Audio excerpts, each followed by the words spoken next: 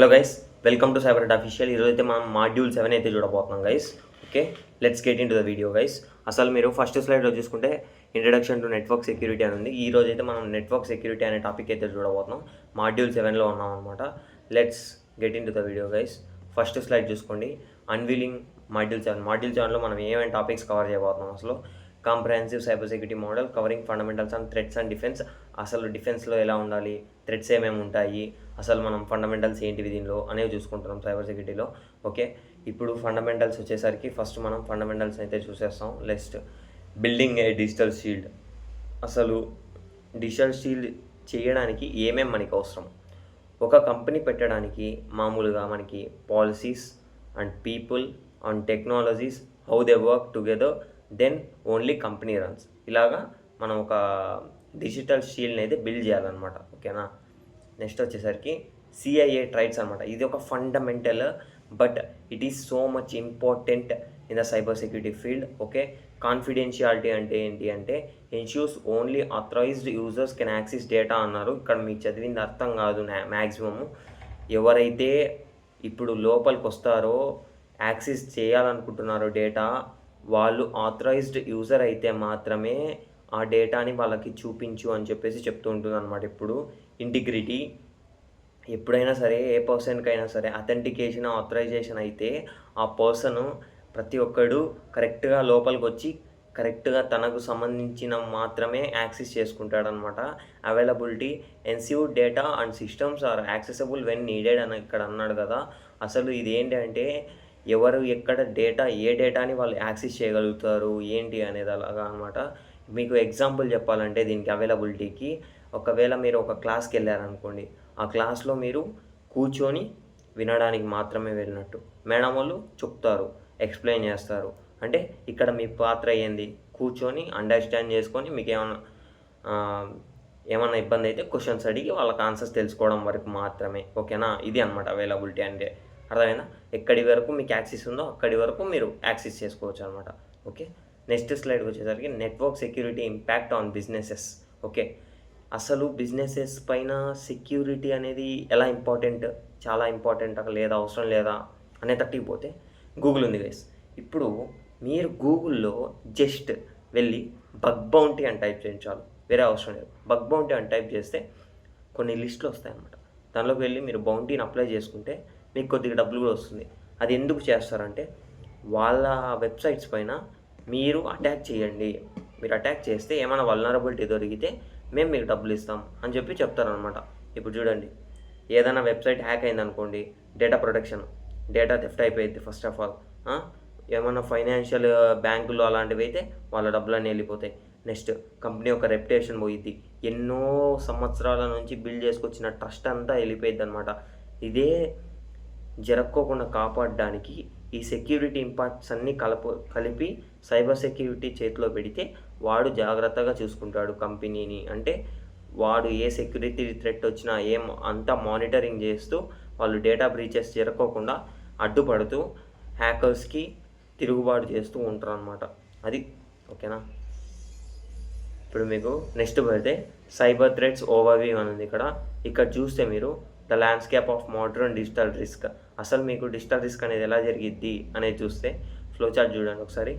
User to internet, internet to threat as attack loss. That's all. Means ఇప్పుడు ఒక యాప్లోకి వెళ్ళారు, link వచ్చింది, link కొట్టారు, ఆడ ఎస్ నో అని కనిపించింది అనుకోండి, ఎస్ అని కొట్టారు అనుకోండి, అటాక్ అయిపోయింది, లాస్ కూడా అయిపోతారు, మీ డబ్బులు కూడా వెళ్ళిపోతాయి అనమాట. ఓకేనా. ఇక్కడ సోషల్ ఇంజనీరింగ్ మెథడ్స్ అనేవి వాళ్ళు చాలా వాడతారు హ్యాకర్స్. ఏంటివంటే మిమ్మల్ని ఎలాగా వాడుకోవాలి అంటే, మీరు కొద్దిగా హార్డ్గా చెప్తే వింటారా, కొద్దిగా సాఫ్ట్గా చెప్తే వింటారా, మ్యానిపులేషన్ ఎలా చేయాలి మిమ్మల్ని, అసలు ఎలా వాళ్ళ వల్ల పడేసుకోవాలి అంటే లైక్ దట్ దే థింక్ అనమాట. ఓకేనా. They think that like means how they attackable. Means ఇప్పుడు మీ నాన్న చనిపోయినాడు, మీ నాన్న మా దగ్గర ఉన్నాడు, కిడ్నాప్ చేసాం, ఇలాంటి దాంట్లోకి లొంగుతారా, ఫ్యామిలీ దాంట్లోకి, లేదంటే వేరే దాంట్లోకి లొంగుతారా, ఏ దానికి వీడు బానిస అన్నట్టు పట్టుకొని వాళ్ళు ఆ అటాక్స్ అన్నీ చేసి ఇంప్లిమెంట్ చేసి మీ మీద వదులుతారనమాట. అది కథ. అప్పుడు మీరు దొరికిపోతే మీ డబ్బులన్నీ తీసేసుకుంటాడు. నెట్వర్క్ అటాక్ అని ఇచ్చాడు కింద. Direct hits on the infrastructure. Yes, ఎప్పుడైనా సరే నెట్వర్క్ అటాక్ జరిగితే డైరెక్ట్ అటాక్ అనేది ఇన్ఫ్రాస్ట్రక్చర్ పైన పడుతుంది అనమాట. ఓకేనా. ఇక్కడ నెక్స్ట్ చూసుకుంటే మనం ఫిషింగ్ అటాక్. ఫస్ట్ అటాక్ చెప్తున్నాను మీకు, phishing attack. A type of small social engineering attack ఇది. Influences user to reveal sensitive information or install malware. ఇక్కడ నాలుగు రకాలుగా ఇచ్చాడు వీడు. ఎవడైతే ఇప్పుడు ఈమెయిల్ ఫిషింగ్ అంటున్నాడు వీడు అటాక్ మెథడ్స్లో చూడు. Email fishing, SMS fishing, voice fishing అన్నాడు. వాయిస్ ఫిషింగ్ అంటే ఏంటి? Deep fake calls. మీకు తెలుసు డీప్ ఫేక్ కాల్స్ అనేవి ముందు చాలా ట్రెండ్ అయ్యాయి, మీకు తెలుసు, నాకు తెలిసినంత వరకు మీకు తెలిసి ఉంటుంది. ఇక్కడ డెస్పెక్టివ్ టాటిక్స్ అన్నాడు కదా, ఫేక్ ఈమెయిల్స్, ఫేక్ వెబ్సైట్స్. ఇప్పుడు google.com లాంటిదే google.in అని పెడతాను నేను, అప్పుడు ఇండియా సర్వర్ అయింది, ఇండియా డొమైన్ అది. ఆ డొమైన్ గూగుల్తో లేదు కాబట్టి నేను అది తీసుకున్నాను అనుకోండి. నా వెబ్సైట్లోకి వచ్చి వాడు ఈమెయిల్ కొట్టి వాడు పాస్వర్డ్ అవి కొట్టాడు అనుకోండి, ఆ ఈమెయిల్ పాస్వర్డ్స్ నాకు తెలిసిపోతాయి. ఇది ఒక అటాక్ అనమాట, ఫిషింగ్ అటాక్లో. ఓకేనా. తర్వాత ఇక్కడ యూజర్స్ కొన్ని తప్పులు చేస్తుంటారు. Clicking on links, entering credentials, లో అవేర్నెస్, ఇండిక్వేట్ ట్రైనింగ్. అసలు ట్రైనింగ్ లేదు, అసలు కొద్దిగా తెలుసుకోవాలి మీరు గైస్. ఓకేనా. నెక్స్ట్ స్లైడ్కి పోదాం ఇప్పుడు. అసలు ఇక్కడ చూడండి మీరు, అసలు డౌన్లోడ్, అసలు మాల్వేర్ అంటే ఏంది? Short for malicious software design to infiltrate, damage or gain unauthorised access to computer system. ఇది నేను చదివినంత మాత్రం మీకు అర్థం కాదు కాబట్టి మీకు ఒక ఈజీగా చెప్పేస్తాను చూడండి. అసలు మాల్వేర్ అంటే మాల్వేర్ అని కాదని అర్థం. మాల్వేర్లో కూడా చాలా టైప్స్ ఉన్నాయి, ఇక్కడ నేను కరెక్ట్గా ఇవ్వలేదన్నమాట. Okay. Trojans, worms, steganography, virus, ransomware, phishing, ఇవన్నీ మాల్వేర్ కిందకే వస్తాయి అన్నమాట. అందరూ అనుకుంటారు మాల్వేర్ అనేది ఒకటే అని, అట్లా కాదు గైస్, మాల్వేర్ కిందకి ఇవన్నీ వస్తాయి. ఓకేనా. ఇప్పుడు చూసుకుంటే ఇక్కడ కరెక్ట్గా ఇచ్చాడు. ఫస్ట్ ఏమని ఇచ్చాడు? మీరు ఒక మలీషియస్ సాఫ్ట్వేర్ని డౌన్లోడ్ చేశారు కంప్యూటర్లో. ఎస్, కంప్యూటర్లో డౌన్లోడ్ చేయగా వెంటనే అది ఎగ్జిక్యూట్ అయింది. ఎగ్జిక్యూట్ అయ్యేటప్పుడు కూడా మీరు డౌన్లోడ్ అయినట్టు యాప్ కూడా చూపించారనమాట. కొన్ని పవర్ఫుల్ హ్యాకర్స్ ఏం చేస్తారంటే, కొంతమంది గ్రూప్స్ కానీ వాళ్ళు కానీ డైరెక్ట్ ఇన్స్టాల్ అయ్యిద్ది, బట్ ఇన్స్టాల్ అయినట్టు మీకు కనపడకుండా బ్యాక్ ఎండ్లో రన్ చేసి ఇన్ఫెక్షన్ అయ్యిద్ది, మీ కంప్యూటర్కి ఇన్ఫెక్షన్ అయ్యిద్ది. But antivirus also cannot be detected from this information are infection. Okay. ఇక్కడ నుంచి డేటా అనేది థెఫ్ట్ చేసి అనాథరైజ్డ్ యాక్సెస్ అనేది పొందగలుగుతారు అనమాట వాళ్ళు. ఇది కథ. వైరసెస్ ఏంటంటే ఇక్కడ చూడండి, attach to clean files, worms, self replicating over network, Trojans అని చెప్పేసాను నేను అప్పుడే మీకు. ట్రోజన్స్ అని చెప్పాను కదా, స్పైవేరు, ఇలాంటివి, హార్డ్వేరు, ఇలాంటివి చాలా రకాల మాల్వేర్స్ అనేవి ఉంటాయి. ఆ మాల్వేర్స్తో యూజ్ చేసి వీళ్ళు చేస్తూ ఉంటారు అనమాట. చెప్పాను మీకు, ర్యాన్సమ్వేర్ పెద్ద తలనొప్పి, హ్యాకర్ గ్రూపులు అన్నీ యూజ్ చేసేది ఇవే మ్యాక్సిమం. వీళ్ళు ఏం చేస్తారంటే, ఇది ఒక టైప్ ఆఫ్ మాల్వేరు, దీనివల్ల ఏం జరిగిద్ది అనేది మాత్రమే ఫస్ట్ మీకు చెప్తా. అసలు ఇది ఈ మాల్వేర్ ఉంది కదా మీకు, ఈ మాల్వేరు మనం ఏం చేయగలుగుతామంటే, ఒక హ్యాకర్ వచ్చాడు, నీ ఫోన్లోకి వచ్చాడు, నీ డేటా మొత్తం లాక్ అయిపోయింది, నీ లాక్ ఓపెన్ చేసినా రావట్లేదు, నీకు ఏం చేసినా రావట్లేదు అంటే నీకు ఒక ఫోన్ వచ్చింది, ఫోన్ వచ్చింది లేదా మెసేజ్ వచ్చింది, నాకు ఇంత పేమెంట్ కొట్టు, నీ డేటాను వదిలేసి వెళ్ళిపోతా. దీన్నే ర్యాన్సమ్వేర్ అంటారు. ఇక్కడ చూడండి, encryption, lock users out of data, ransom demands, payment requested for the key, recovery, restoring from backups to avoid the payments. అది గైత్ అంతే. పేమెంట్స్ చేసే బదులు backup restoring from backups to avoid payments, అంతే. మీకు ఒక్కటే ఎప్పుడైనా సరే ర్యాన్సమ్వేర్ జరిగేటట్టు ఉందని భయం అయితే హార్డ్వేర్ సిస్టమ్స్ ఉంటాయి, hardware systems, SSDs like that hardwares ఉంటాయి కదా, ఈ హార్డ్వేర్లోకి ఎక్కించుకోండి. తలకాయ నొప్పి ఉండదు. వాడు ఏమైనా చేసుకొని సాఫ్ట్వేర్ కాపీస్, నాకు సంబంధం లేదు, డిలీట్ చేసుకుంటావు చేసుకో, నేను కొత్తది తెచ్చుకొని హార్డ్వేర్ నుంచి ఎక్కించుకుంటా, అంతే. 1 మంత్కి ఒకసారి అట్లా చేసుకోండి. ఓకేనా. ఇది మెయిన్లీ హ్యాబిట్ అయిపోయింది మనకి ఎప్పుడైనా కానీ. చెప్పాను మీకు, సోషల్ ఇంజనీరింగ్ అటాక్ ఇది ఒక పెద్ద అటాక్. చూడండి, pre testing, creative A fabricated scenario to gain trust. అంటే మీకు ఐస్ క్రీమ్లు ఇప్పించడం, చిన్నపిల్లలకైతే చాక్లెట్లు ఇప్పించడం, ఇలా చేయడం, వాళ్ళ నుంచి ట్రస్ట్ తెచ్చుకోవడం, వీళ్ళు మంచోడు అబ్బా, చాలా మంచోళ్ళు వీళ్ళు అని చెప్పి తెచ్చుకోవడం, అక్కడ నుంచి వీళ్ళతో పనులు చేయించుకోవడం, ఇలాగ చాలా పెద్దగా అయిపోయి మెల్లగా ఓటీపీలతో సహా అన్నీ చెప్పించుకోవడం, లేకపోతే కొన్ని సినారియోస్ క్రియేట్ చేయడం, మేము పోలీసులం అది ఇది అని చెప్పి ఇలా సోషల్ ఇంజనీరింగ్ మెథడ్స్ వాడి కొన్ని టెక్నిక్స్ వాడి వీళ్ళు గొప్పలు చెప్తుంటారు. కాన్ఫిడెన్షియల్ ఇన్ఫర్మేషన్ కోసం చాలా మ్యానిపులేషన్స్ అయితే చేస్తూ ఉంటారు అనమాట. ఓకే, నెక్స్ట్ చూసుకుంటే how to browse the web safely అన్నాడు.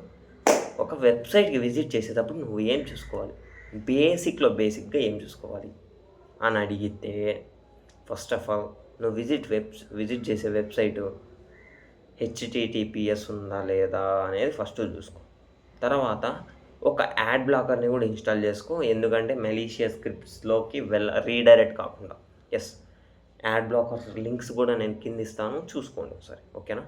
ఎనేబుల్స్ ప్రైవేట్ మోడ్ని ఎనేబుల్స్ చేసుకో, ఎందుకంటే limit local data and storage enhancing privacy. వాడు వచ్చినా కానీ వాడు ఏం పీకలేడు. పీకలేడు అంటే ఏం చేయలేడు అనమాట. మీరు ఏమనుకోకండి, నేను అట్లా అంటున్నా. ఎందుకంటే మీరు ఒక ప్రైవస్ మోడ్లో ఉన్నారు కాబట్టి వాడు వచ్చినా కానీ ఆ మోడ్ వరకు ఏమని చేయగలుగుతాడు. ఆ మోడ్ని దాటించి పోవాలంటే నువ్వు ఏదో ఒకటి క్లిక్ చేయాలి, లేదంటే వాడు ఏమీ చేయలేడు. ఓకే, ఇక్కడ చూడండి వైర్లెస్ సెక్యూరిటీ ఎలా పనిచేస్తుంది అంటే, ఒక డివైస్ ఉంది, ఆ డివైస్ వైఫై కనెక్ట్ అయింది, సెక్యూర్ పాస్వర్డ్ కరెక్ట్గా ఉందా లేదా అని చూసుకుంటుంది, సేఫ్గా కనెక్ట్ అయిపోయింది డివైస్. అదే లేదు, పాస్వర్డ్ కరెక్ట్గా లేదు అంటే అప్పుడు ఏం చేస్తారంటే WPA3 కానీ SSID కానీ మ్యాక్ ఫిల్టరింగ్ కానీ చేస్తుంటారు కొంతమంది హ్యాకర్స్. ఓకేనా, ఇలా కూడా చేసే అవకాశాలు ఎక్కువ ఉన్నాయన్నమాట. ఓకే, ఎన్హాన్సింగ్ పాస్వర్డ్ సెక్యూరిటీ ప్రతి వారం చేంజ్ చేసుకోండి, ప్రతి నెల చేంజ్ చేసుకోండి, తప్పే లేదు. ఎందుకంటే ఇక్కడ చాలా ఇంపార్టెంట్ కేసు చెప్తున్నా. పాస్వర్డ్ మేనేజింగ్ అనేది చాలా పెద్ద తలకాయ నొప్పి, ప్రతి ఒక్కడికి అంతే, నాతో సహా. నేను ఒక పాస్వర్డ్ పెట్టి మర్చిపోతాను 2 నెలల తర్వాత, నెల తర్వాత. అందుకే ప్రతి సాఫ్ట్వేర్కి 2FA ఆన్ చేయండి. తర్వాత ఏ వెబ్సైట్ నుంచి ఏ డేటా లీక్ అయిందో కూడా మీకు కూడా తెలియదు. ఎగ్జాంపుల్గా చెప్పాలంటే మీకు తెలియదు, నాకు తెలియదు. అప్పుడు ఎలా తెలుసుకుంటారు ఏ వెబ్సైట్ నుంచి లీక్ అయిందని? ఏ వెబ్సైట్లో నుంచి ఫోటోలు లీక్ అయినాయని తెలుసుకుంటారు. ఇన్స్టాగ్రామ్లో పెట్టింటారు, యూట్యూబ్లో పెట్టింటారు, తర్వాత social media platforms etcetera Twitter, ఇవన్నీ దాంట్లో పెట్టింటారు. ఇప్పుడు ఏ దానిలో నుంచి ఈ వీడియో లీక్ అయింది, ఏ దానిలో నుంచి ఈ ఫోటో లీక్ అయింది, ఏ దానిలో నుంచి నంబర్ లీక్ అయిందని ఎలా తెలుసుకుంటారు మీరు? ఇది ఒక్కటి అడుగుతున్నా, దీనికి ఆన్సర్ చెప్పండి చూద్దాం. ఎలా అనో చెప్తాను చూడండి. అందుకే యూజర్ నేమ్ పక్కన ఇప్పుడు నా పేరు ఉందనుకోండి, శ్రీవత్స, నా పేరు శ్రీవత్స github.com, గిట్హబ్ లేకపోతే ఏదో ఒకటి ఇంటి పెట్టుకోండి. అప్పుడు మీకు ఎక్కడి నుంచి పోయినా మీకు అర్థమవుతుంది. అప్పుడు మీరు అక్కడికి పోయి రీసెర్చ్ చేసుకోవడము, లేదంటే కంపెనీకి మెయిల్స్ పెట్టడము, మా అకౌంట్ బ్రీచ్ అయింది, ఇట్లా ఏదో ఒకటి చెప్పొచ్చు మీరు. లేదనుకో గోవిందా. నెక్స్ట్ కాంప్లెక్సిటీ అంటే కొద్దిగా అన్ని వర్డ్స్ మిక్స్ చేసి పెట్టద్దండి, అలాగని అన్ని వర్డ్స్ సేమ్ పెట్టద్దండి, అలాగే అన్ని పాస్వర్డ్స్ ప్రతిదానికి అదే పాస్వర్డే పెట్టకండి. ఓకేనా. Patch management, secure network. ఇక్కడ చూసుకుంటే ఎప్పుడైనా సరే అబ్బా, మీ ఫోన్కి ఒక అప్డేట్ వస్తుందంటే OS అప్డేట్, కోర్ సిస్టమ్ సెక్యూరిటీని మొత్తం అప్డేట్ చేసి ఫైర్వార్ అప్డేట్ చేస్తారు. లేదంటే మీరు రోజు ప్లేస్టోర్కి యాప్ అప్డేట్స్ నొక్కారనుకోండి, ఆ యాప్స్ కూడా అప్డేట్స్ అవుతా ఉంటాయి. ఇవన్నీ ప్యాచ్ మేనేజ్మెంట్ కిందకే వస్తాయి. వాళ్ళకి ఏదో ఒక సెక్యూరిటీ లూప్స్ అనేవి దొరుకుతుంటాయి, వెల్నరబిలిటీస్ అనేవి, పోర్ట్ నెంబర్స్ ఓపెన్లో ఉండడం, అలాంటివన్నీ క్లోజ్ చేస్తూ వాళ్ళు మేనేజ్ చేస్తూ మీకు ప్రతిసారి అప్డేట్స్ అనేవి ఇస్తూ ఉంటారు. రెగ్యులేషన్స్ అన్నీ ఫాలో అవుతూ రెగ్యులర్ సాఫ్ట్వేర్ అప్డేట్స్ కూడా చేసుకోండి. ఈ సాఫ్ట్వేర్ అప్డేట్ కూడా నేను ముందుసారి ఒక వీడియోలో చెప్పాను మీకు. అలా అని ఫస్ట్గా చేసుకోకండి, అలా అని లాస్ట్గా చేసుకోకండి. ఒక 2 days 3 days లేదంటే 1 month ఆగి చేసేయండి. ఖచ్చితంగా చేయండి గైస్. చాలామంది చేయకోకుండా ఉన్నారు ఇప్పుడు కూడా నా ఫ్రెండ్స్లో, వాళ్ళగా ఉండకండి. ఓకే, EDR అంటే ఏంటి, అసలు యాంటీవైరస్ అంటే ఏంటి, ఫైర్వాల్ అంటే ఏంటి? Okay, let's get in to the video. For this is the most important. End point detection అంటారు అనమాట. అసలు ఎక్కడి నుంచి వచ్చాడు, ఎలా వచ్చాడు, రెస్పాన్స్ అనేది EDR సెక్యూరిటీ టూల్ అనమాట. ఇది టూల్ని సాక్ ఆన్ లిస్ట్లో ఎక్కువ యూజ్ చేస్తారనమాట. సాక్ ఆన్ లిస్టులు కూడా ఎక్కువ ఎందుకు యూజ్ చేస్తారంటే మానిటరింగ్ చేయడానికి యూజ్ చేస్తారు. ఇది అంతగా అవసరం లేదు, ఇంపార్టెంట్ కాదనమాట. Antivirus, detecting and removing malware. Antivirus scan చేసిద్ది, బట్ ఎప్పుడైతే కొంతమంది హ్యాకర్స్ కమాండ్ షెల్స్లో కానీ విండో షెల్స్లో కానీ ఎగ్జిక్యూట్ చేస్తారో అప్పుడు యాంటీవైరస్ కూడా కొన్ని చోట్ల కనపట్టలేదు. ఓకేనా. ఫైర్ వాల్ అనేది ఏంటి అంటే ఒక గేట్వే అబ్బా ఫైర్ వాల్ అనేది. నేను ఒక వెబ్సైట్లోకి పోవాలనుకుంటే ఆ వెబ్సైట్లోకి పోవాలా వద్దా అనేది కూడా నిర్ణయించేది ఫైర్ వాలే. Real world case studies. చాలామంది కళ్ళతో, నా ఫ్రెండ్ కళ్ళతో చూసిన 4,000 పోగొట్టుకున్నాడు, ఫైనాన్షియల్ లాస్. ఓకే. ఇంకొంతమంది రెప్యుటేషనల్ డ్యామేజ్ కొన్ని కంపెనీలకైనాయి. ఆ కంపెనీ పేర్లు చెప్పాలనుకోవట్లేదు కానీ కంపెనీలకైనాయి. సెక్యూరిటీ ఇన్సిడెంట్స్ అనేవి చాలా అవుతూనే ఉంటాయి రోజు. మన సైబర్ వీక్లీ న్యూస్ చూస్తే కనుక మీకు క్లారిటీగా అర్థమవుతుంది. How to enhance cyber security for you. Awareness పెంచుకోండి, టూల్స్ యూజ్ చేయండి. VPN, MFA, antivirus provides advanced protection to all guys.